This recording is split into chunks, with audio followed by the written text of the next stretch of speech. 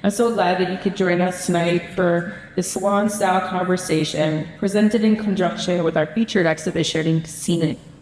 This discussion will explore abolitionist futures rooted in community care, healing, and liberation, examining how art serves as a catalyst for empathy, for dialogue, and for systemic change.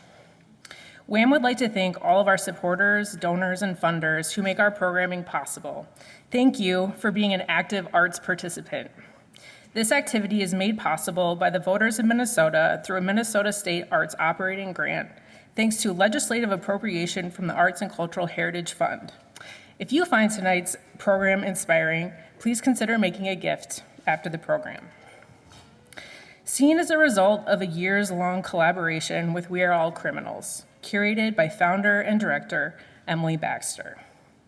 And I want to take a moment to give a special shout out to Emily, who is here tonight with us, for all of her incredible work in bringing this exhibition to life, her dedication to amplifying voices and fostering dialogue around incarceration and justice. She has been instrumental in shaping this project, and we are so grateful for her vision and her leadership.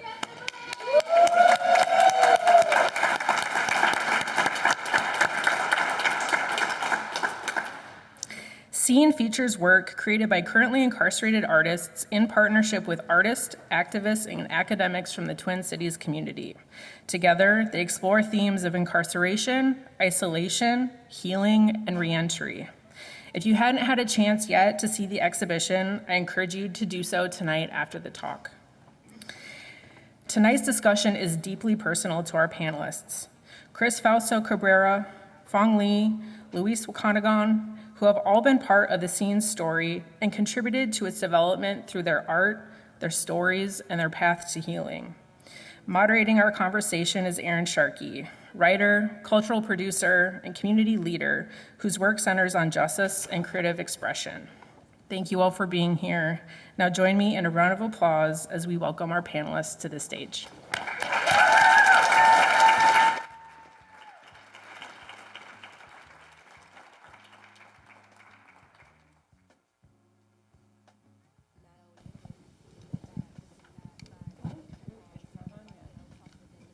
Hi, everyone. Hello, hello. I'm so happy to see so many of your faces, folks that I know and love, and folks that I will know hopefully soon. I'm so glad that you're here. Thanks for taking time out to come on this evening. Okay, so we're going to get started. I'm imagining this will be a conversation back and forth between us. But first, I'd just love if you would start by introducing yourself to the room. And I'd love for you to claim a celebration of something that you've done as an artist since you've come home. Bonjour, my name is Louise.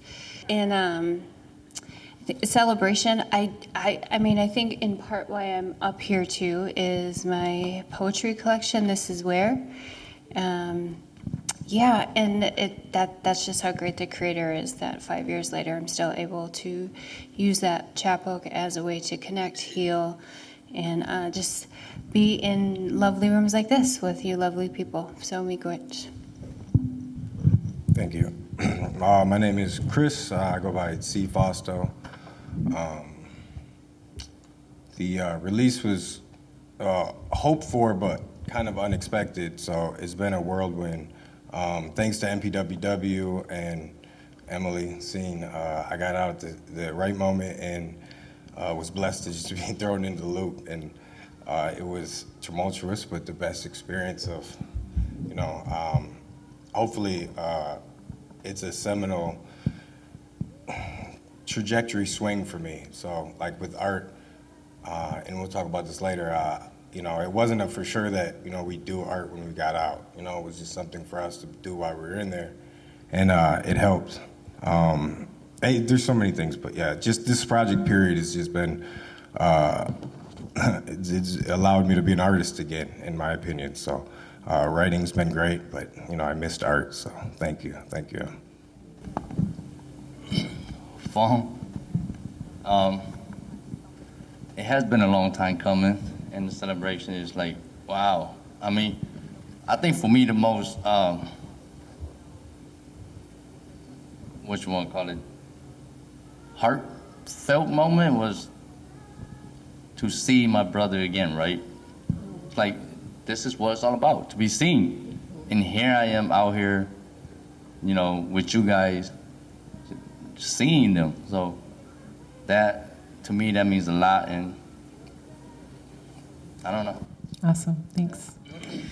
All right, so I want to talk about, so this show is a lot about what happens inside and what's happening outside, and the connection between those artists that are incarcerated and the artists that are not incarcerated at the moment. And I wonder what it was like to identify as an artist inside. And what did art do? What was art for you when you were inside? I wonder about like whether it was something that you held as part of your identity or something that gave you strength, or is it something that you thought about when you're looking towards coming home? I'll take, if you guys don't mind. And I can only speak, obviously, for you know, our facility there. Art was, there's this odd relationship in art and prison. Like, it makes you more of an asset to the community, right? It's a good hustle. If you're a good artist, then you're good, right? Like, you're seen more, you can move around, but yet it's also like a decision that we made to go into the art program instead of get a 9 to 5 factory work where we'd get, probably what, 5x, salary. So you'd go, you could choose to be an artist or you could choose to just, do the 9 to 5. So for me, it mirrors what I'm going through now. It's that fighting off the 9 to 5. We talk about it a lot, being an artist and being a writer, and, there's a lot of precarious struggle in that, right? But in the joint, there wasn't. In the joint, it was a successful situation. I was in an art room. We were in an art room. We ran an art program. It was probably the only place that I could be an art teacher at the age of 26 or 25 and, have the space to write a whole curriculum for the fellas. I mean, me and Fong were up there for years taking pay cuts just because, we invested in community. Han, who's here, same deal. So you make that decision, to take the pay cut because it's feels the best, so, in that community. Add on to that a little bit. I was the one where I was like the little brother of Han and Chris and Zeke, and them. Zeke is more so like towards the writing aspect of it, but like Chris and them in the visual art, they have big dreams, right? And I told them, man, I do not believe in this dream, right? Like they had this big dream, like they was gonna make art something outside these walls, right? I'm like, man, look at us now. DOC always takes something away from us, right? Yeah. So because I've seen that a lot, it's kind of discouraging to have those dreams with them. Mm-hmm. And me and him always go back and forth, like, these are dreams. I'm like, nope, that's your dream, not mine. But, now I start to believe in it, like, because we're out here and we get to do it, so, yeah. Did it feel the same community-wise at Shakopee, or do you feel like similarly? Not at all. I think, well, I don't consider myself an artist in comparison, like, to you. But what, like, in Shakopee, I think you talk about DOC always taking something from you. Each year there was another program, like more and more programs and opportunities were disappearing. And so early on, there was just so many art classes and opportunities to create in any kind of medium. And a lot of that was, I think, used to express the love that they had for their family, for others around them, to show, because there's no individuality there. And so art was a way to express that and express the love that was so desperately searching. One thing that I did was I had a composition notebook, and I would take magazine clippings and I would just make a collage book, like a vision board notebook. And it was my dreams, and it was my hopes, and it was my sorrows and regrets, and it was all that stuff. And I still have all of those notebooks to this day. And so was I creating art? Maybe, but I think I was just living and hoping and hanging on to a dream that there was more to me than just the present scenario. Yeah. I wonder about what you think about the inside artists right now. Like, how can we connect with them? What is the responsibility of us that are outside now, as we have these very specific people that we love who are inside that have been working really hard on this show and don't get to experience it in the same way that we do. And I wonder how you're thinking about them. Well, I know for me, specifically for the project, was hard because I was going through a lot of survivor's guilt in the moment. And as I was doing the actual pieces, I was adapting to society in a way that, nobody could prepare me for.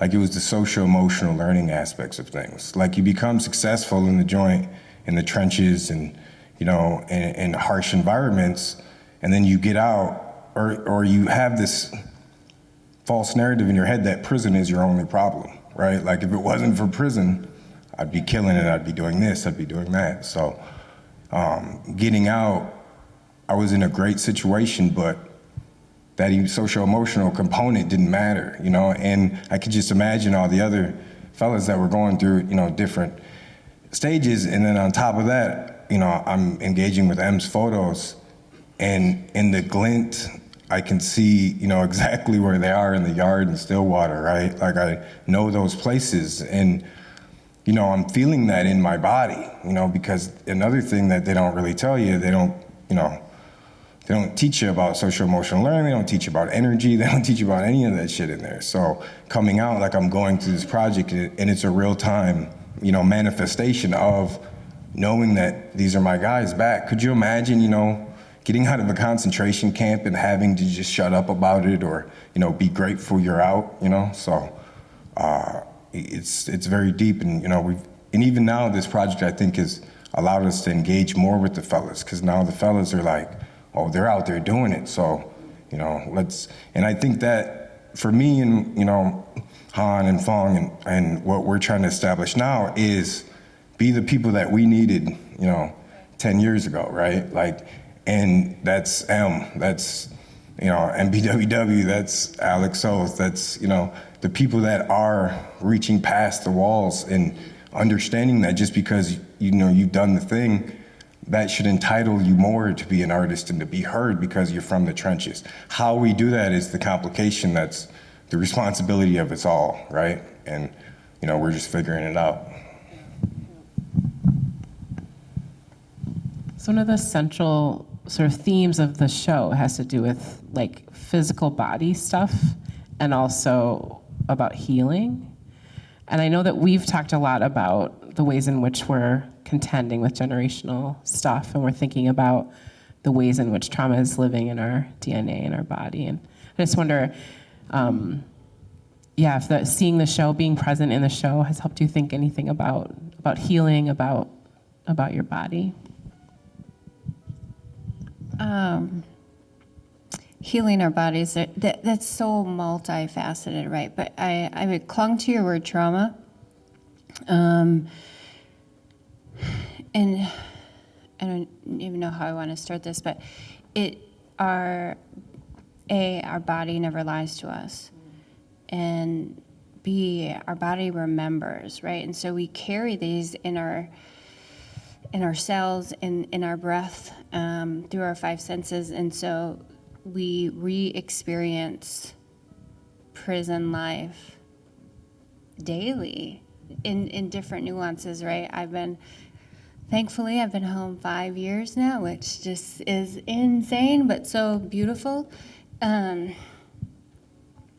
yet, kind of piggying back to your earlier question, reconciling that trauma and those remembrances is part reason why it's so necessary for me to reach back in, And now, like, I would love to, I used to send the women cards with stickers and glitter pens and colored envelopes, and I can't do that anymore. I have to send them a text, with a LOL, which is just creating more trauma, right? And do you want to talk about why that is right now? Why you His can only DLC send in? sucks. Right. That exactly. And that's the legal jargon in there too. No, just because, going back to Fong's statement about the DOC is always taking something from you. And I think that when humans are in a corner and feel like they're being taken from or that they need to survive, different elements of that ego will come to the surface. And so at the end of the day, which I hate that saying, now paper mail can't go into the institutions due to just a few instances, which is really unfortunate. And I think that's how we all know that one or two small actions can just ripple into a huge effect, and it's really unfortunate. And how do we let them know in there that art, emotion, healing your body is necessary, and that we can still do it, and we're still doing it 5 years later, a few months later, a couple years later. It's a daily progress. Did I answer your question? You certainly did. Okay. Yes. All right. I also think it's the responsibility of not just folks who have had very intimate relationships with the carceral system. All of us have healing to do around the carceral system. And some of it has to do with understanding the real challenges that y'all face coming home. So I wonder, what would surprise most people about the hurdles that you have to leap over, the kinds of ways that you have to come home? What are the hardest parts about coming home that maybe you weren't prepared for before you came home? For me, I think the hardest or the most difficult part is just rebuilding my relationship with my family, right? Because that's where it all started. I get it. My support system is a different form of relationship, but with my immediate family, if I can't even relate to them no more, I can't even understand what they're saying, or and sometimes they be like, you weird, or whatever the case may be. So now you start to think oh, after 17 years, now I'm weird, right? So I think those are some of the things that I have to do in myself, just repair those harm, repair those relationships. And then, that's hard. I think that's crucial for growth. Yeah, absolutely, because you sit there and long to get out and be with your people, but then you forget how annoying they are, right? You forget how fucking annoying they are. And I love them so much, but I just want to go into my cell and watch TV. I say, I just want to watch this show without talking. Is that possible, or yeah? So. I think one thing too that I had to learn, I was inside 16 years.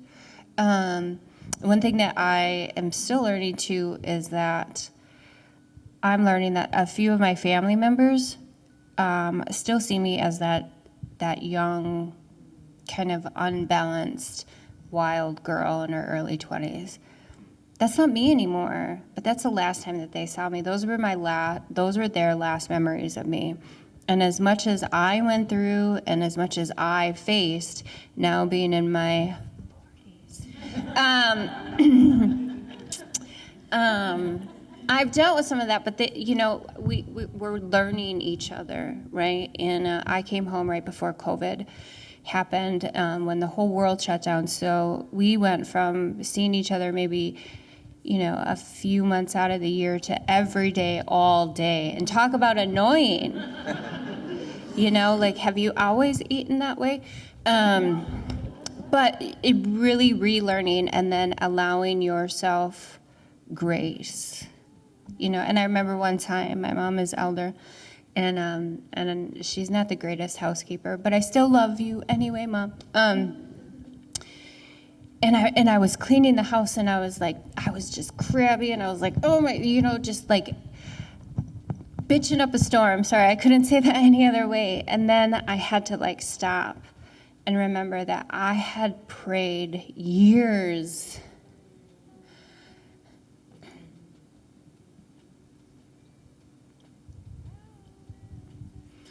to just do her dishes.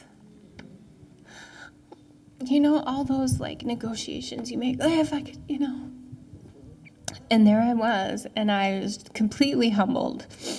and she's still not the greatest housekeeper today, but I think about that, like, I still get to do this, you know, as annoying as they are, and I just put that spoon in the sink, you know, like, can we not? And just like kind of remembering grace in those moments that, you know, yeah. And it's hard to like tell them that you're a writer and an artist and like get people to understand that this is real too. Like, so, or like. All they want you to do is go work 9 to 5. Right. Come back home. And the dishes, yeah, like, I just want to go create. And then she comes down an hour later and I'm just sitting there like, yeah, thinking about the dishes. Yeah, because of that, right? Because I think like incarceration too makes you feel like the problem too. So when you get out, like you feel like you owe society for real. Like I know I did anyway, you know what I mean? So like there was an element to where like I came home and I was kind of a sucker, right? Like I was like, my people would call and be like, hey, you got this or that? And I'd be like, yeah, absolutely, I'm there. And then, or the prison calls, answering every prison call was great. And I still enjoy them. But like now it's like, you know, I have to not answer every single prison call. And I remember being on them, you know, so like, yeah, there's these humbling moments, but they're also like, you know, how do we move on and how do we, because now we represent them, you know, in ways that sometimes I can't take your call because I'm hoping to do something that reverberates. So maybe, you know, maybe you get out one day, but maybe, you know, nobody has to do more than 20, right? Or, you know, so it's hard to equate that, like what your, you know, level of participation is being an artist, and then also like, you know, how do you guard your talent? How do you guard your energy? And then, you know, how does it live in your body, you know, and what is the writing doing, you know? And I'm curious too, because this exhibition to me is so deep, and I kept on researching and I'm continuing to develop this process because I didn't know that trauma lived in the body like that. I didn't know all of that. Like it's like you get out and everybody's like, oh yeah, you didn't hear? Like, no, I didn't actually. So nobody told us that shit, right? So like getting out and figuring out like, oh, I don't know how to make, you know, I don't know how to do reentry. And even though they're saying reentry, it's like, I'm fine, I don't need that. I just want to get out and be with my people because I know how to do this is easy. But it's, you know, it's your body. It's that thing that, you know, that the panic attacks come. I mean, I know my trigger was like the first count. It was like you know, I looked down, it was 4:30 and my body was like, what the fuck are you doing? You know, get into your cell, you know? And I shut down, like, completely. I actually went to my room. I was in the kitchen and I had my stuff all over whatever I was doing. And I just happened to like look at the microwave and notice the time, and I was like, oh shit. You know, and I was gathering up my stuff, and like I started walking upstairs to my room, and halfway up the stairs, I was like, what the fuck? So then I turned right back around and spread all my shit back over on the table, and I was like, I ain't moving nowhere, you know? But yeah, and that's in your body, right? Yeah, like you do something so yeah. much and it's under such scrutiny, and there's this authority that's like panopticoning you from outside, and it gets in your body, it gets in your muscles. So you start to react to it even when you have a different relationship with it. I know we had a conversation about locks at Roots Praise. We have a retreat center, and Fawn came out to the retreat center and was concerned about locks. Anyway. I mean, they put me in a room with no lock. I'm not sleeping in this room with no lock. But, you know, you're talking about trauma lives in your body, right? In my culture, we don't really have words for those, right? So we just call the individual crazy, or especially if you believe in shamanism or whatever, it's like, oh, he or she's being possessed, or whatever the case may be. And I come to like understand those terms, right, through my own trauma, by me going back to Stillwater for the very first time. And I realized that my head is saying something else, but my body's doing something different. My body is telling me to just walk back out the door, but in my brain, I was like, I need to get this little drive to get my art, to get my writing. And I don't know, so it's hard to explain to a culture or a group of people who don't have word for trauma. besides being crazy or, you know, stuff like that. So that's the dilemma I'm doing with my family right now, like, whatever. Yeah, we're walking these lines of these intersections of culture, right? And we are part of different cultures, and some people are not part of justice impacted culture, which is a thing that I'm still learning about, the ways in which folks take care of each other, the ways that folks think about objects. Those sort of things are all culturally specific to that space. I also think that, you know, Chris, when you say you just didn't know about it, there's a lot of people out here who don't know about it too, you know what I mean? And so we have this responsibility as people who are doing that healing, are stepping into the healing, to invite other people into it, and to remember that not all communities are talking about it, talking about the significance of it. So I wonder what has been impactful to you in seeing the show. What components of the show have been surprising, or that you've sat with pieces of the show? It was a trip to see the property bin, and to see it from a distance, you know, and to recognize, and then to be like, to just know, man, if you packed it different, you could have fit more stuff in there. You know, like, oh, like those are expendable, but you know what I mean, like, and re-experiencing trauma because it's in the body, you know, and like, yeah, those fucking bins, man. Yeah.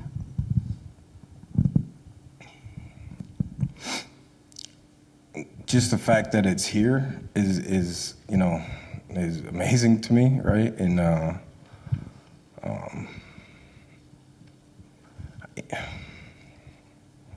like you don't understand what the moment calls for sometimes. Like you don't get, like you just know that you have to do it for whatever reason. So like so many of the things that even Fong touched on, like the acts of faith throughout the years, you look back at them and it seems romantic because now you could say like, oh yeah, I did this and I did that.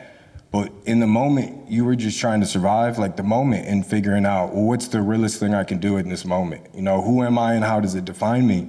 And then like in a place where it's so highly controlled, you're liberated from the responsibilities that usually come with the obligation of family. So like those prisons that are out here, those bars are a lot stronger than the ones in there. Like, and you know, what surprised me most is like the nostalgia I have for the joint. Like I made my bones in the joint. Like I came up in prison, you know, like I became a man in prison. I figured it out.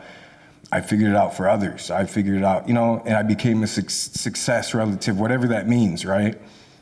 So now coming out, you look back and you know, I have this, I don't know, a dialogue with some people that just want to forget the joint, right? That just came through in small, or it came through in different ways, and because the cultures are different. So for me, like I took a lot of that shit with me coming out, and I'm not getting rid of it. Like I'm proud of that too. Like so, and most of my inspiration comes from spite, you know, and just like the, right? Like the defiant, you know, rebellion, you know, attitude of it.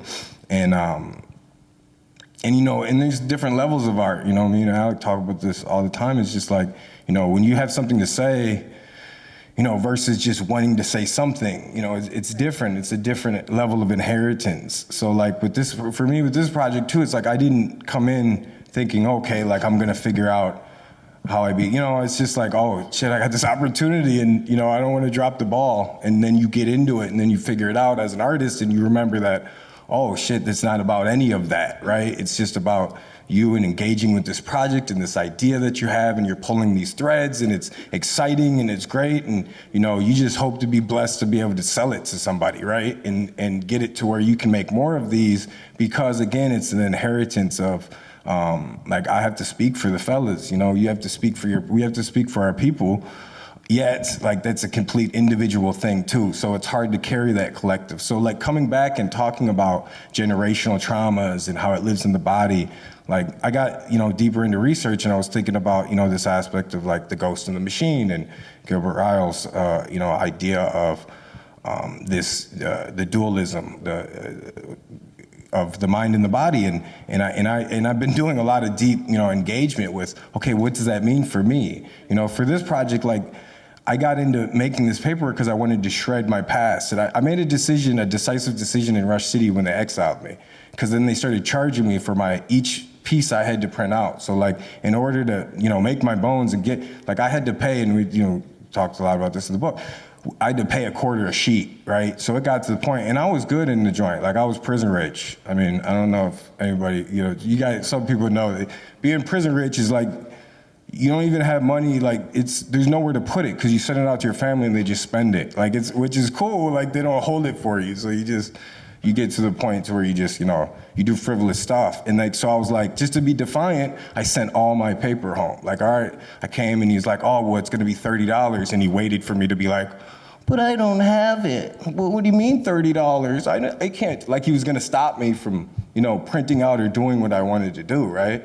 So it was like every week I doubled down. Like, I was like, and I sent it home. So it was an extra 50 to send all that paperwork home. So throughout the years, I've been investing in this idea, so this isn't, and then how it comes, together with M and collaborating, it's, for me, it was the healing. It was the somatic process. And then now opening up to community, like I've, brought Han in on the project. We're making paper, Fong's up soon. Like, just the act of making paper with people, like, and dudes in the joint especially, it's almost like there's this fond, it's nerdy stuff, but also like, Alec, you ready to make some paper?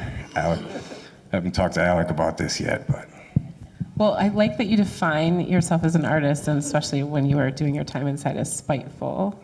Are there words that don't describe the way that you approached your time or the way you approached yourself as an artist?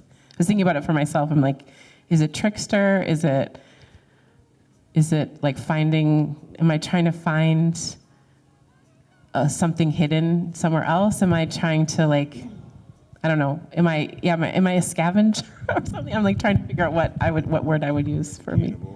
Yeah, something like that. I have so much going through my mind right now, and I'm really trying to be nice. And as my mom has said, no one calls me the nice one. And I think back to that time, and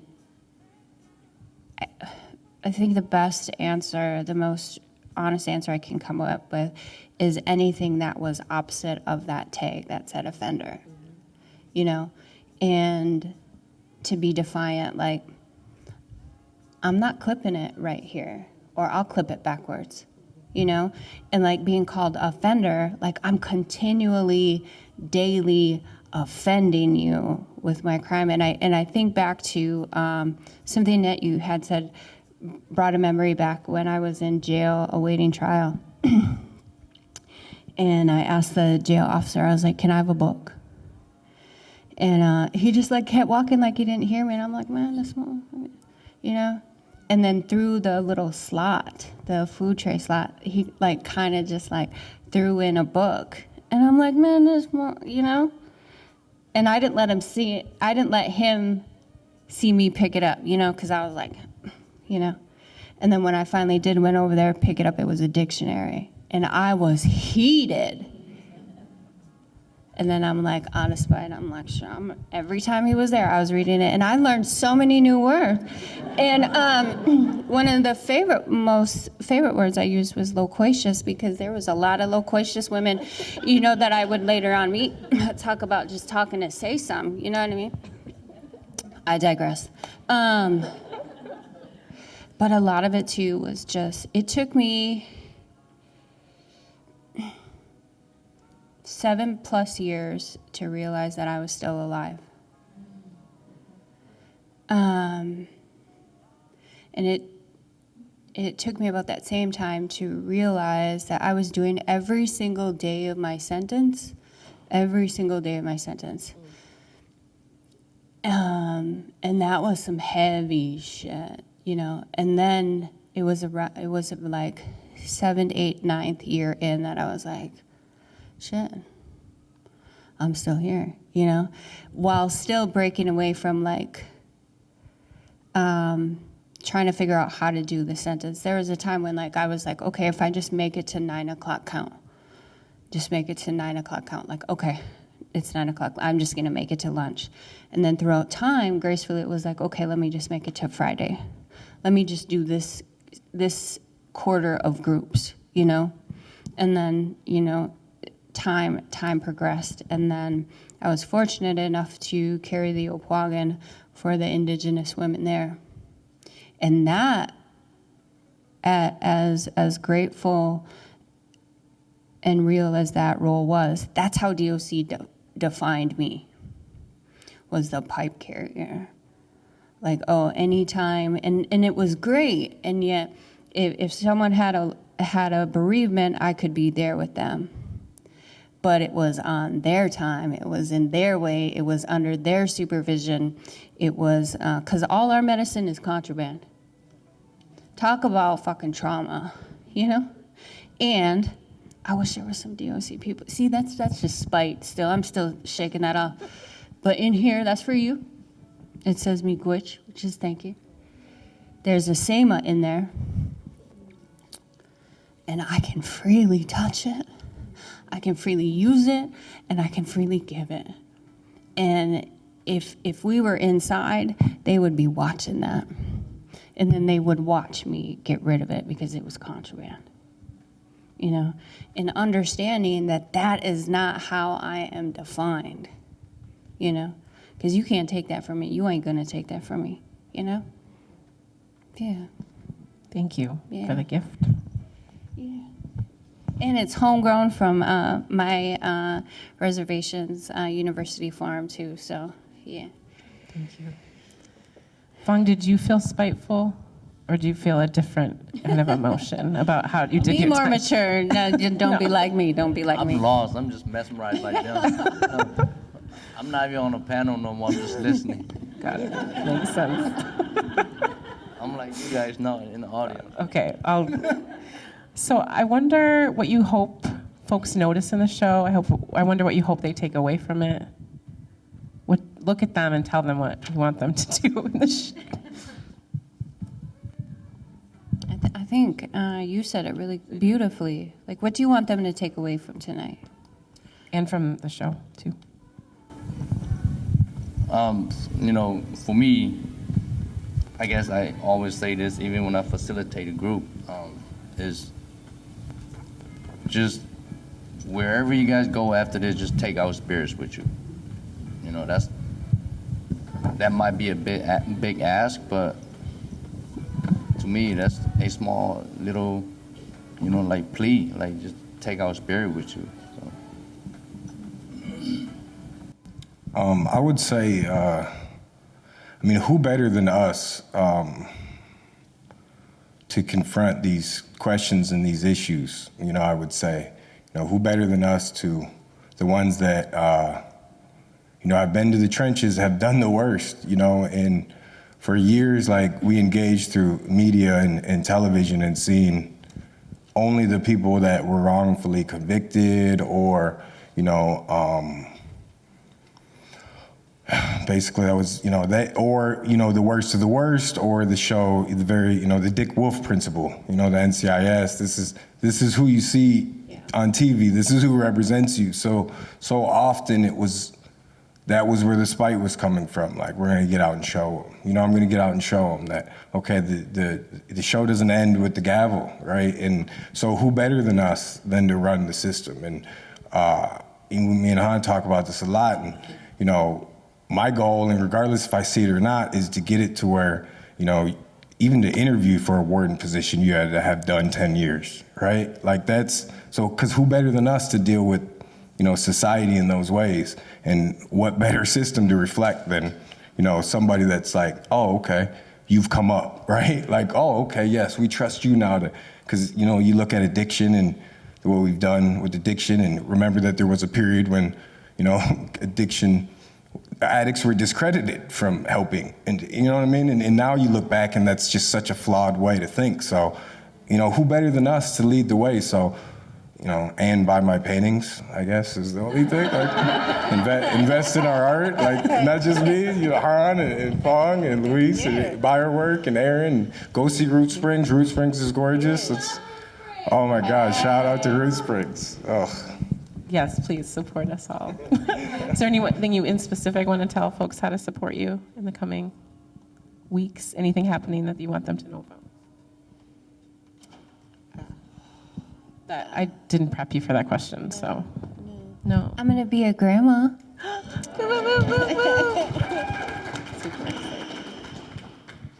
No, but honestly, I think it's like it's having those difficult conversations, right? It's attending. It's willing to listen to something difficult, willing to align yourself with.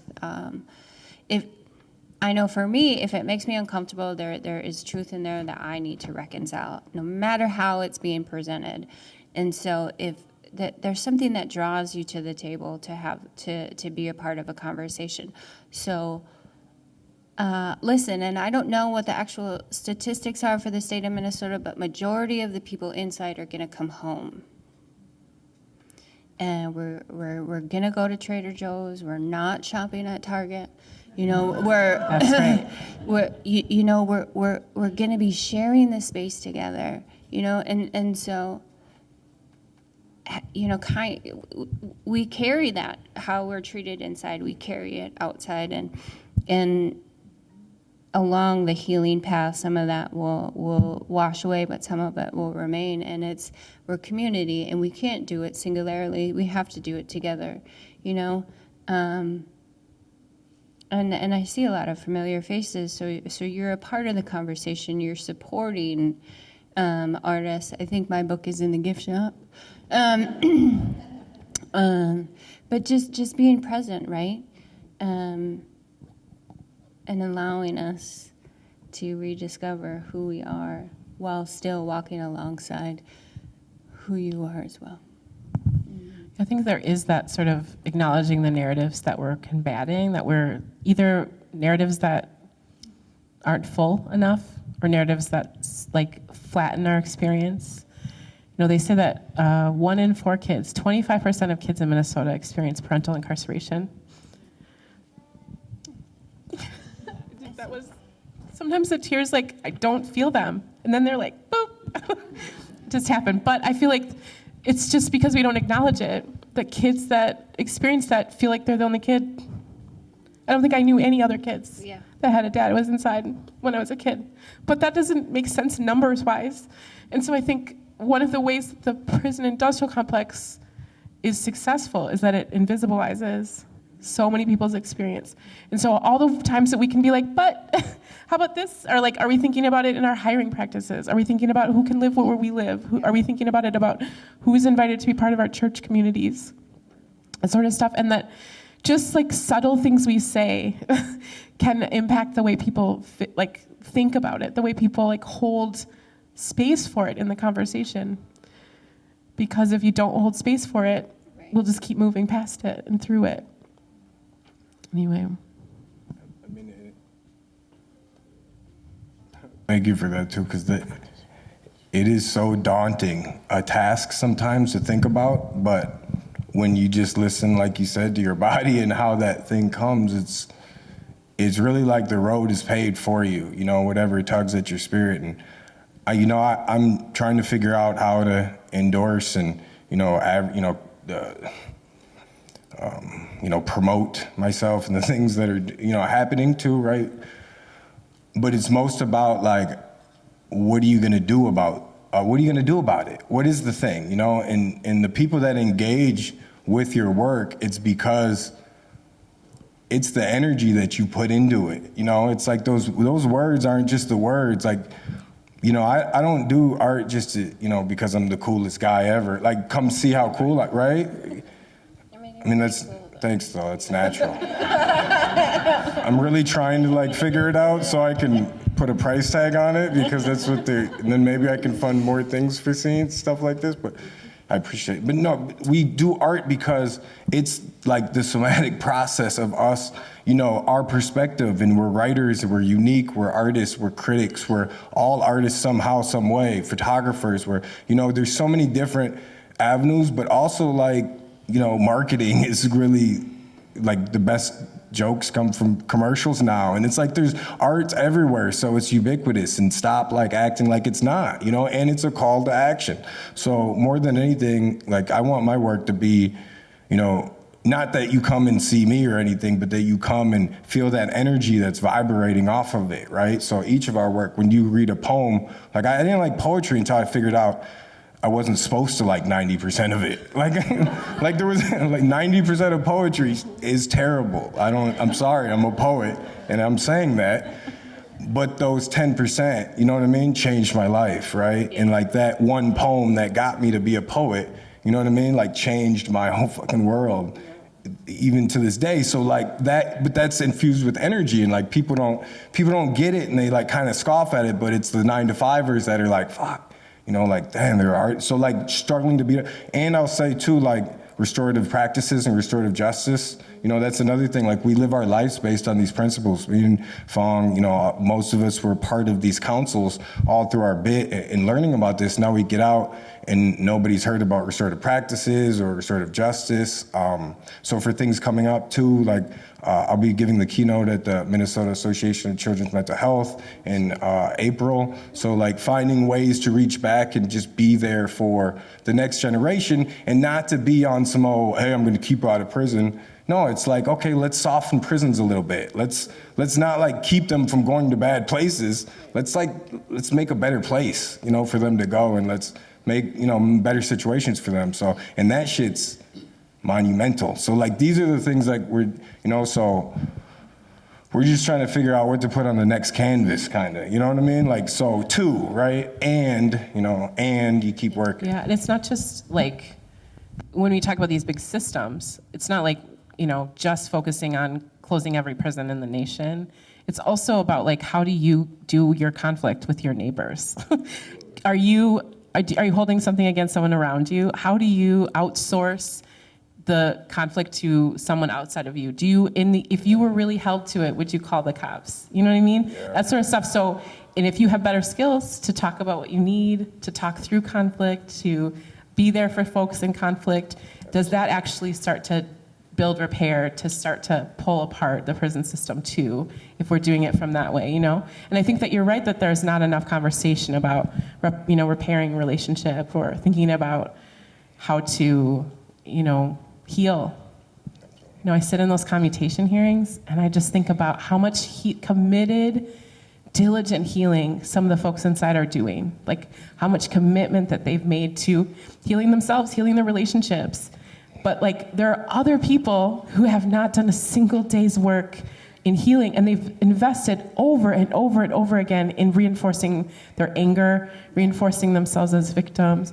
And you know, it's one path to go, you know, but I think we keep leaning towards that they have the right to do that more than it's our collective responsibility. When we know that it's a security thing, right? Like, right. And knowing and that's real too. Like that's, you know, warrior, being gladiator, you know, a lot of that stuff, we owe a lot to, you know, it's toxic masculinity, but like was the culture, and we know that that's what they invested in, and that's real too, you know, so yeah, definitely.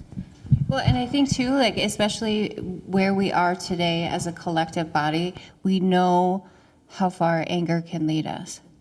We know what happens when anger is all that you see. And I think those that have done the work understand that anger is a secondary emotion. So what's underneath that is, thank you, I heard that. And again, back to your question, like, are you willing to walk the line, you know? Yeah, just about like answering my own conflict within myself, because I had my own issues still when I came out, of what either I thought or how I should be or what I should do, and like my family wanted me to go back to school, and I'm like, man, I was in school every single year there, you know. I didn't want to go back to school, but to appease them, to make them feel better about me readjusting, re-entering society, I went back to school. And unfortunately, our family had a lot of loss, and so I just couldn't make it, you know. And they're like, "Oh, it's okay. You know, you have a lot on your plate." Well, so the fuck, you know. And I think too, that's to bring it. And I wish Jennifer was here tonight, Bowen Hicks. That's one thing that I really respected and admired about MPWW classes, was that I was never given the soft hand, for lack of better words. You know, in those classes, I was a writer to MPWW before I could call myself a writer, and so despite being in prison, I was expected to do the work. You know, I was expected to show up, not only for myself, but for everyone else there. And that was such a valuable lesson that I still apply today. So if anybody sees Jennifer in the next couple of days, tell her I said that. Tell her I owe her so much, her and Emily Baxter too. But a few of those lessons learned on the inside, I still apply them today. And I wish sometimes that people who've never been inside could just have a glimpse. You know, can you guys hear me? Yep. You know, when you talk about anger being another layer, right? I think anger could also be like, well, I think we're saying the same thing, like an inspiration. Because I remember 2 weeks ago, this joker called me, right? So angry, out the blue. He was like, "What you doing?" I was like, "I'm driving around, clearing my head." And then he got to talking, and I could sense the aggression, like, "Come back and be an artist, you know, that's who you are, blah, blah, blah." I was like, I'm about to hang up on him, right? Because because the anger was there. And like he said, that's who we are. That's who, and it's just not, that's who we were, that's who we are, artists. And we could put all those anger on canvases, on paper, and that's our story. And so my vibration of being an artist is low, so he's trying to get me back up there by being angry. I don't know if that makes sense. This is bad. He's driving. You can't be an artist driving around, just like thinking about you. Well, you do. It's a process, but I'm just saying you can't put and like yeah. I always say I'm writing all the respect. time. I'm writing when I'm thinking about it. I'm writing when. Yeah, learning how to take selfie, right? Well, it's illegal. For one, let's just be honest. It's illegal to do it physically. So that's my point. Like you can't even be on the phone, but I get it. No, I get it. But no, this goes back to like, and me and Han are. You should hear what me and Han say about you. I mean, so don't. You think that's bad? Like, yeah, no, but that's. I was telling another homeboy, he was like, well, what am I gonna do? I'm out, and this dude used to do pastel portraits that were so amazing, right? Like, and I was breaking it down, I'm like, okay, so what are you doing? He's down in Houston doing Grubhub or something. I'm like, all right, so you're telling me that you would rather, like, go deliver somebody's food than sit down and do a portrait of somebody's, like, ugly baby, right? Because that's part of the hustle too, like, because he's that dope, right? So you would rather jump in a car than just go figure out how to get commissions for you see what I'm saying? Like, it's like, you know, the hustle. There's a different kind of risk to that too, though, right? There is like, it's kind of being naked, you know what I mean? Like putting yourself out there, and I think saying like, value me, you know what I mean? Because there's a different value system outside than there is inside, I think. I don't know. I'm getting better at, you know, trust me, like I'm about done with you type shit. I ain't asking you one more time. If you don't want to come over and make art, I'm not asking no more. That's it. You know, I think that's another piece of it too, is like back in the day, we spoke on it a little bit earlier, like inside artists, outside artists, right? So what are we now? Are we outside artists or are we just artists? Yeah. You know what I mean? Yeah. So you know, I've been an artist. You know, we've been artists though, bro. Like, and you know, you already know. I believe in you more than you believe in yourself. And I think that's another thing too. Like when you get to figure out that it's not even about you, right? That it's not even about you. Go to work because other people can't work. Like other people are in 9-to-5s. Other people, or people are in the joint. Like this is real stuff. So like, how do I get Linnell put on, right? So that's now I'm thinking like it's not just necessarily about art, because I keep telling like I'm not trying to sell any of my paintings. I'm not trying to sell. I'm trying to hold off to the value, right? I'm playing the game of whatever it is, right? Like I'm figuring that out, because that nobody tells you that shit either, right? Nobody tells you how to be an artist. So here we are we're in a blue-collar society. Like nobody told me I could be an artist when I was young, right? So when I go to the joint, I go to this art room and we figure it out, and like you don't even believe in it. Some of the fellas believe in it, some people don't. I'm running around wanting people to believe, because I need to do that for me, right? Like I need to tell myself. So it's a lot of like what you do. So a lot of, and organizing, like when you see a pic, or I feel like I'm a better editor than a writer, because I could see it, and then I start seeing the play and I see the maneuver. So like being an artist, and now like with the ability to be a producer, and now like not just being a singular artist, but be able to open doors for other people, that's to me now, that's the responsibility, and that's what gets me out of bed and keeps me going, and I'm neurotic as shit, and I apologize, man. I don't know if apologizing. I mean, I think at certain points in our art career, we need someone to bully us a little bit. You know what I mean? Be like, are you doing this or what? Thank you for saying that. You're Thank welcome. you. I'm receiving that. If anything, I'm receiving that. So Sorry, yeah, Han, Louise, But I else is agree. in the room? Yeah, okay. Well, we wanted to let y'all ask questions, so now is the time. Who out there has questions for the panel? My question would be, is there a piece that you either wrote or that you created that you have not shown anybody yet? Is there something that you're holding on to that you just haven't shared? Anybody? Anybody? Go real quick. No, because most of my pieces have been seen by the Minnesota Prison Writing Workshop, because a lot of them are my mentors and stuff like that, so they've seen them all. That's none of your business. But back to, I'll answer kind of adjacently. You spoke about sometimes we just need somebody to bully us. Bully is maybe not the right word. Okay, It's like lovingly encourage us. I already took that word. So sometimes you were talking to like what gets you out of bed. Sometimes it's what keeps me in bed, because so I have this amazing collection of poetry out there. No. And because that's out there, and if you know what it's about, it's really just a melodramatic collection about missing my dad. And so what I'm grateful for is that I've been able to connect with people, and some people have been able to heal, and some people have, all of this greatness has come, and then the question is, when's your next book coming? I want more of your pain and your melodramaticness, and I want it now. And I do have a second collection, but because I'm an artist, I'm being really choosy.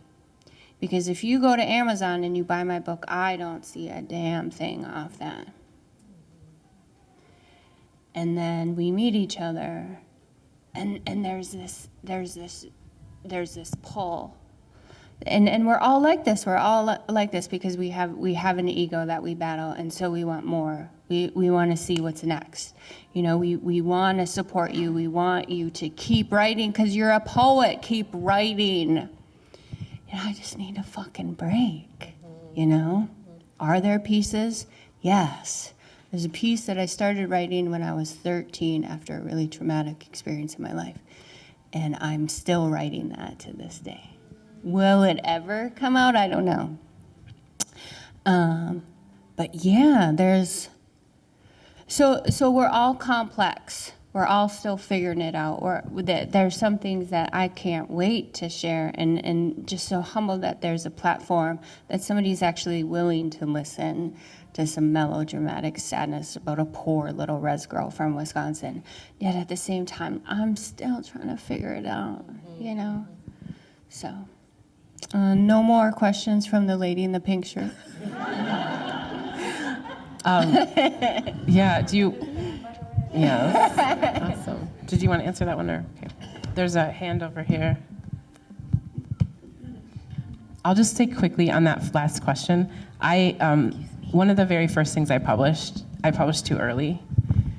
And so I've learned lessons around, like, sometimes it's not time. And sometimes I'm not ready for it to be in the world. So I've been more choosy about what I share.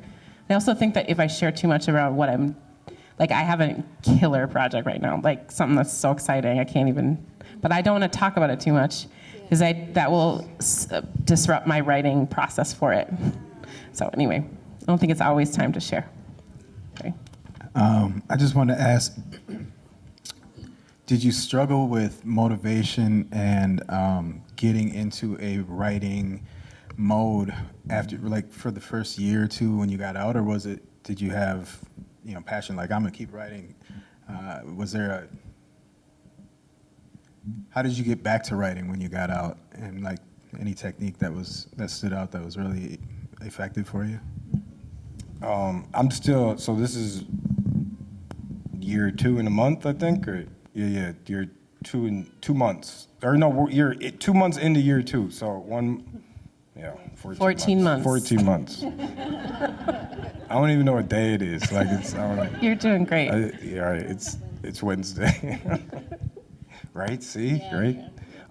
Yeah, for me, it was tough because you have to break, like, living in your body. And I was talking to one of my brothers that does some beading, and he wasn't able to go back right away because it was like, and for me, that manifests in, like, the Metro State portal. So I was down to my one more class for my BA, and I had to finish it while I was out here, but I couldn't engage, like, with that portal. Every time I went back to that portal, it was like pain in my neck type shit. Like, it was that bad. So, like, with that, I was like, no, I'm good. And then it was almost like, because they hold that, like, as a punishment, so, like, you go to education, you go to art, but it's also like a privilege. So, like, if you can lose your responsibility, you know what I mean? So, like, you feel this extra weight upon your shoulders to, like, and I was just, like, struggling, like, and I didn't know how to, you know what I mean? So I was just like, oh, okay, like, I can just kill that. Like, oh, I don't have to go no more. And so what? There's some consequences, but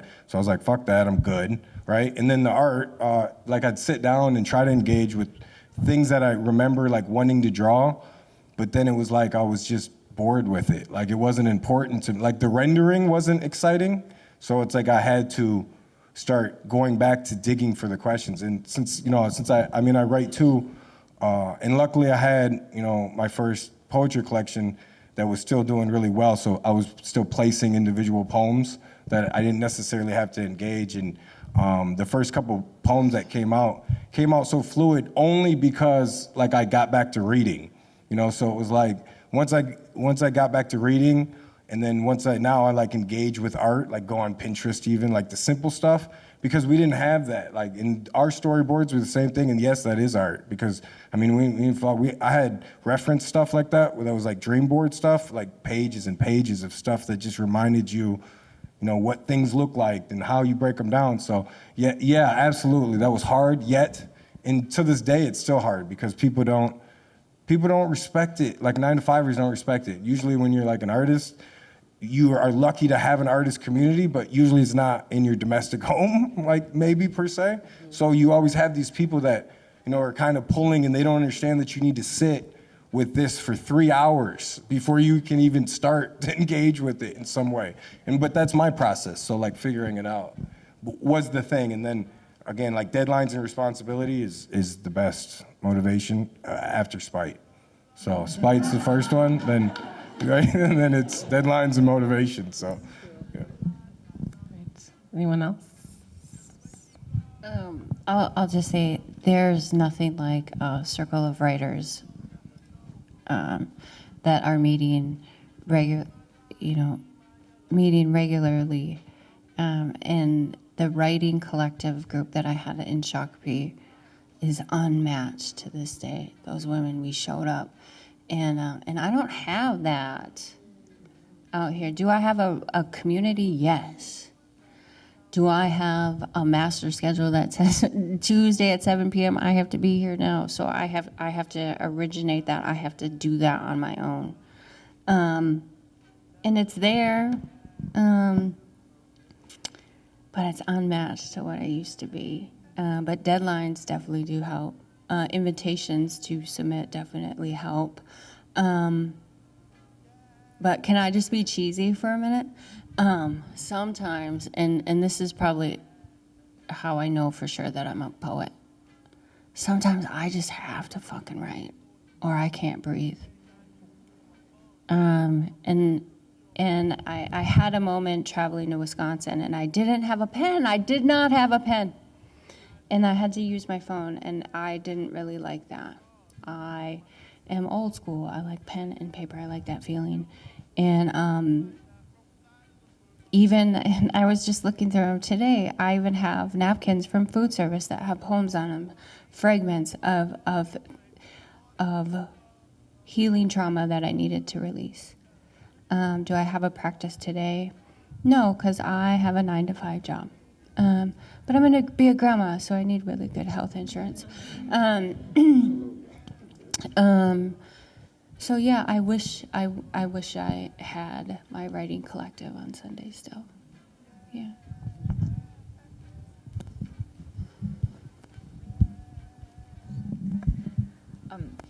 Hello. I just wanted to make a loquacious comment. I want to thank you so much for the story of the dictionary. I know that the guard meant that as an insult, but what an incredible gift to give you a dictionary. I teach here at the university, and I tell my students all the time, do you know what the difference is between rich people and poor people? Rich people have more words, and you need to go through this institution and grab every word you can and stuff it in your pocket like you're shoplifting. And I love this story, and I'm going to tell my students about it, and I thank you for it. And you're welcome. And I lived majority of my life in fear and have a tendency to go back to those spots, right? But one thing that I was always afraid was to ask a question, or if somebody said something that I didn't know. You know, it's easy to like just nod your head and play along. Well, that does nobody any justice at all. So I have no problem today being like, what? You know, sometimes you have to walk me all the way to school, and can you repeat that because I don't know what you're talking about? You know, and there's freedom in that, you know. So yeah, I also remember the word bevy too, which I try to incorporate into a conversation. I can actually call things feckless whenever I can. Hello, I'm also a teacher, and I'm just coming from my class, and I think I see at least one student here from the class. So I was teaching about art and social movements, and I just want to ask you, my students were asking how art can help us to amplify social justice movements, and I just want to ask you artists, what you think about the relationship between social justice and art. Thank you. Well, so we used to have in the art room, so Stillwater has the only full-time art department in the state. There's like, St. Cloud has a half one. I think there was another one. But so we were, allowed to be artists as full-time. So there's 4 tutors, 17 students. So twice a year we'd have art shows. So they'd lay the and the funny thing is they'd lay the students in half the time because they didn't, so the people would come to the show because they didn't want to come and be around inmates. So it was funny to see how like the guard staff would come and be amazed and buy our art, but then not want to see us or like not acknowledge the fact that like that was, you bought my piece last week. I know you bought my piece, right? Why the fuck aren't you talking to me about it? Like, right? Like, why are you being tough in the hallway? Like, so that was like a really unique perspective on what art could do. And one time, and the reason why we know a little bit, because when you're a tutor, you can go up there to work the room when everybody else is laid in. You're kind of just doing paperwork. And so I was able to see a lot of people come through. And I was over there working on a dead hour, and I seen one of the new nurses, and she was rushing, and she was a nice lady, no first impressions, but she comes through and she's walking really slowly, and by the time she gets to my desk and I'm over there working, I look up and tears are running down her face, and it gave me chills, and I was just stuck, and she's like looking at me, and I never knew, I just never knew, and she kept saying I never knew, and why she's looking and just in awe, and it was like, was speechless, like just to see like this woman.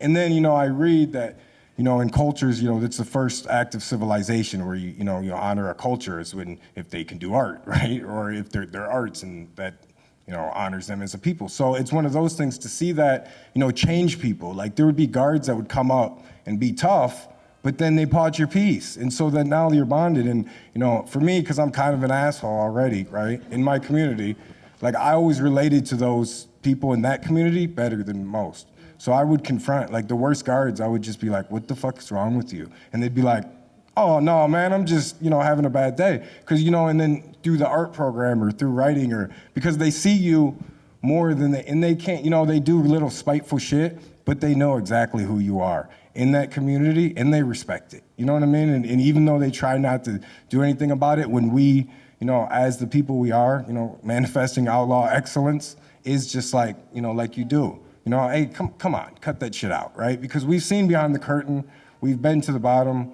That's why our consulting packages are good, so, right? But like, also like we see, you know, we know how to navigate this and know how to use art for a social movement. And what does it mean? Like, what does the art mean versus like all the time you did to put, because really people are just looking like, how did you get in the Weisman?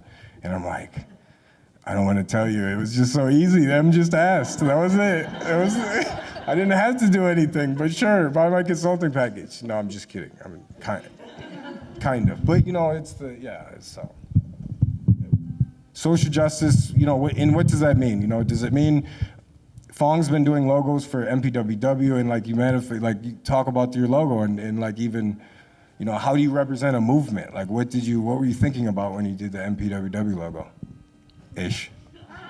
Yeah, you like that? Yeah, you see how I did it? Design it. No, you know, Chris always liked to bug me because I like to hear him talk, right? Because he just go on and make you think, right? In a good way, not in a good way. We're a good team, you know. We balance each other out. So, you know, when you first asked that question, the first thing pop up on mind was the art show at Stillwater too, because, you know, a lot of us during that time, we just do copycat art, right? And it still touch somebody. And to me, that's weird. Like, we just literally copy this from a book. We just try to make it look the same. And here you are buying this piece for $10, right? $20. And so, I don't know, something about art just make people think differently, you know, because it's subjective, right? So, I don't know, people look at one piece and I could have a different feeling, he could have a different feeling and emotion, so maybe, I don't know. That's a great answer. I like that one. I think we have time for at least one more question, maybe two. There's two right here in the front. We can do two. Thank you so much. Wise words. Chris, you mentioned you've thought a lot about how prisons should be different. Like the warden should have 10 years or something like that. I realize I've read a lot about different kinds of ways of reform and abolition and this and that, but we never hear from. There's nothing. There's very little, I think, from those who are incarcerated thinking about how do we do this different so it's not punitive and cruel. And I appreciate your thoughts about that. I'm not asking you to respond to that now, but I just think it's something that's missing from, at least I think they have ideas. Let's hear from them. I don't have an idea, but I have a story. It was like, and maybe you remember. So there was this one lady in Shakopee. She was very interesting, and she could be a little needy. And we were sitting in food service one day, and everybody's a part of everybody's conversation. You just can't help it. Anyway, we were talking about how this one woman was like, "No, we run this," and the lady was like, "No, the officers run this." And the lady who I'm speaking about was back, and she's like, "Man, the fucking officers don't run, you know." We're like, "Okay," you know. She's like, you don't believe me? And she loved her peanut butter. And she was eating her peanut butter, and she put her peanut butter down, and she pushed her tray away. And she goes, I'm going to show you exactly what I mean. And it was canteen day. And so in the facility at that time, we had designated movements that were open for 5 minutes. And you had 5 minutes to get where you're going. And if you didn't, you were stuck until the next movement. If there was a situation, and a situation could be anything from a medical to a fight to whatever, you know? And if there's a situation, all movement cease. So she was proving her point that the officers don't run it, that we do. We're like, no, we don't. She induced a situation. She held up canteen for over 4 hours. We didn't see her for 2 weeks because she was in segregation. When she came back, we all gave her our peanut butter. We said, you were right, you know. So all to say that there's value in what we know.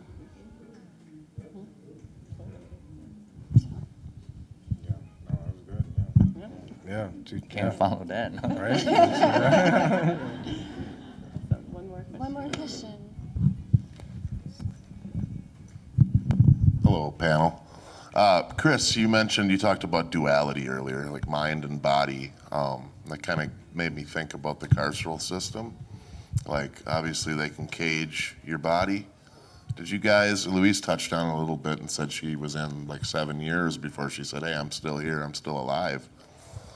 Do you remember kind of that, any of you, like that eureka moment? Did you know it going in? Like, hey, you might be able to cage my body, but you can't cage my creative freedom in my mind. Like, and what was that like for you when, if and when you first did realize that? I mean, it's a process, and like when you're going into the joint for, like you're a kid, you know, you're in your 20s, you're going someplace for longer than you've been alive. So like and then all the prison shit from the TV, like that's what you're focused on.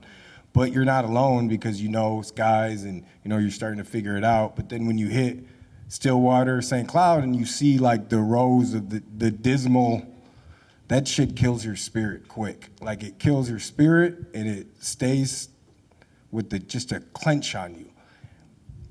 And it's debilitating, and it takes 5 years to figure out, you know, that your life's changed forever, right? And like you experience a social death, right? So you see the people move on without you. You see your family have to go on. You see the people that you thought you could always count on, right? They can't do anything, and they abandon you. So in one way or the other, even in visits, even in, you know, in all of that. So you have to figure out first and foremost how you're gonna survive the situation. The fact that there's any element of hope in there was for us situational, because it's the night. You know, it's the night we're still dealing with, you know, the 90s mentality of Jesse Ventura cutting all the programming in prisons. So you know, me and Zeke Caligiuri would talk about, you know, these things and these movements that, you know, that were still reverberating, like Jimmy Santiago Baca, then Deb Appelman came in and taught a course on sabbatical. So we started to see that, oh, there was avenues of hope. And for me personally, like we'd have this room for college textbooks, and all along the wall were lined with a whole AA college program because they wouldn't allow you to do anything but whatever books they had. So instead of like taking classes and shit, I just go in there and read textbooks. And I figured out right away that I was gonna approach it like an anthropologist. Like I was gonna think about this socially, like I was gonna be, and then, you know, my love of art, because I didn't think I could be an artist, but like I remember there was an art program and I was celled up with my cousin and I was telling him like, man, I think I'm just gonna go be the best artist in Stillwater, right? Like and he looks at me and he's like, man, there's a lot of good artists here. You son of you motherfucker. And that's where spite came, probably. That's where the spite came. You know, it was proving him wrong and then going to the joint, you know, doing portraits for cheese and meat, like $6, you know, and working the hustle. Then it was like every day you're getting your spirit back a little bit. You know, you're in a program, you're in a class, MPWW, you're talking about poems. And you're like, poems for real? And I'm trying to get Fong to like write a poem. And he's like, you know, I'm just trying to. And all of a sudden we read poem to each other. That's weird, right? Right? And you're trying to get people to buy into the idea, but like you're in, you know what I mean? So for me, I like had to, and then I came to even the point to where I had to realize that, oh, it doesn't matter if they come with me or not. Like me and Han talk about, like I'd get these guys, be like, come on guys, let's do this, let's do that. And they'd be like, dude, we're going to the yard in 5 minutes. Like we're playing soccer today. It's not, you know, and I'd have these stupid grandiose, and I'd try, but then I realized, oh, okay, I just have to do this myself, you know, like, so that creative energy, it does come back, but it's in spurts and it's in moments. And then you get a little taste of success and that validates you. You know, the little success validates you, it trickles along, and then all of a sudden you got the audacity to just write people blind letters, you know, from Rush City, right? Photographers, if anybody knows that backstory. But you know, like the thing is then you realize you stop becoming just an inmate or a number, but I'm this dude. Like I'm this, whoever I think I am, that's who I am. Like, and you learn that and you sharpen that in war, like in a trench situation. So we're out there going and playing sports, you know, beating each other up, but then like during the day we're going and being artists and being poets, you know? We're dealing with stabbings and, you know, the homeboy just got stabbed over something stupid, but hey, that would make a great poem, right? So talk about cannibalism, like I'm in the joint like, oh my God, that's a great story, right? Like, and then I'm like, are you gonna write that? Are you gonna write that? Oh, you ain't gonna write that? All right, let me get that. All right, I'll write it, right? So it's just you generate that spirit. And to what you're saying too, like now, it is so hard to be what you want to be in life. You know what I mean? Like you look up and like kudos to all of us that, and even when you are doing what you want to do, it is so fucking hard, right? Like it is hard to live life in these days. So you have to manufacture that spirit from somewhere, right? And where does it come from? For me, it comes from other artists. It's like being in like we keep on echoing those spaces, that community, and it's just like, and it's, for us, it got real competitive in the joint, because like in the joint it gets, so, you know, Zeke would publish a poem, and, you know, homeboy B would be like, that motherfucker. Like you could just see the angst in them, like they'd win the pen, and Fong would be like, I didn't even submit this year, bro. I didn't even submit. Just because we're messing. Awesome. I'm gonna add on real quick before we got wrapped up. You know, I made a little joke about reading poems to each other, right? But in all seriousness, it's like, you know, they could cage your body, but you have a sense of community, and that community kind of save you mentally, right? And so, reading poems to each other save us mentally. Yes, that's a great place to end. Your value as a moderator is only marked by whether or not you can finish on time. So we are finishing exactly on time, and it leaves a half an hour for you to take in the show. So make another spin through it. Thank you so much for coming. It's great to see everyone here. Have a really good rest of your night. Yes. Thank you.